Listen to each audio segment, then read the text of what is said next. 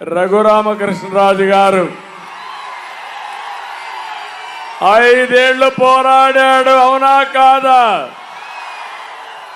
ఒక సైకో పాలనలో ప్రాణాలు ఒడ్డి ప్రజాస్వామ్య పరిరక్షణ కోసం పోరాడినటువంటి వ్యక్తి రఘురామకృష్ణరాజు గారు. మీ అందరి ఆమోదంతో ఈ పాలకొల్లులో వారిని మనస్ఫూర్తిగా సాదరంగా తెలుగుదేశం పార్టీలోకి ఆహ్వానిస్తున్నాను. తెలుగుదేశం పార్టీలో చేర్చుకుంటున్నాం. గట్టిగా మీరు కూడా స్వాగతం పలకాలి, ఇంకా గట్టిగా. మనం ప్రజాస్వామ్యంలో ఉన్నామా లేదా అని మిమ్మల్ని అడుగుతున్నా.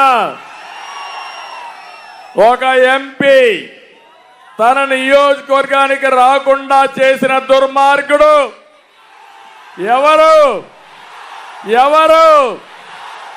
ఇది న్యాయమా అని అడుగుతున్నా మిమ్మల్ని. ఏం తమ్ముళ్ళు, న్యాయమా అని మిమ్మల్ని అడుగుతున్నా. ఏమమ్మా ఆడబిడ్డలు, న్యాయమా అని మిమ్మల్ని అడుగుతున్నా. మీకు ఆమోదయోగ్యమా అని మిమ్మల్ని అడుగుతున్నా. ఏంటి అరాచకం, ఏంటి సైకో పాలన?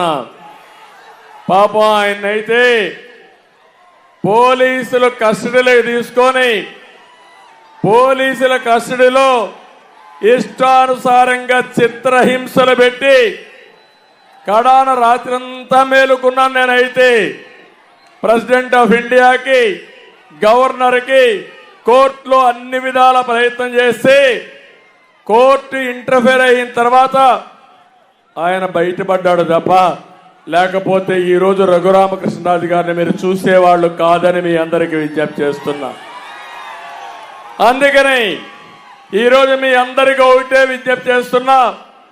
ఒక దుర్మార్గుడి పాలన నుంచి ప్రజాస్వామ్యాన్ని కాపాడుకొని మన పిల్లల భవిష్యత్తు కాపాడుకోవాలంటే ఇలాంటి వ్యక్తులు కూడా కలిసి పనిచేయాల్సిన అవసరం ఉంది. అందుకే మీ అందరి తరపున మరొకసారి తెలుగుదేశం పార్టీలోకి సాదరంగా ఆహ్వానిస్తూ సభ ప్రారంభించే ముందే వారిని పార్టీలో చేర్చుకుంటున్నామని చెప్పి తెలియజేసుకుంటూ వారికి అందరూ కూడా గట్టిగా చప్పట్లు కొట్టి హర్షాన్ని, ఆమోదాన్ని, ఆయన జరిగిన అన్యాయాన్ని ఖండిస్తూ మళ్ళీ మీరందరూ కూడా ఆయన ఆశీర్వదించమని, నేను ఈరోజు తీసుకున్న నిర్ణయాన్ని కూడా మీరు స్వాగతించమని మరొకసారి అందరినీ కోరుకుంటున్నా.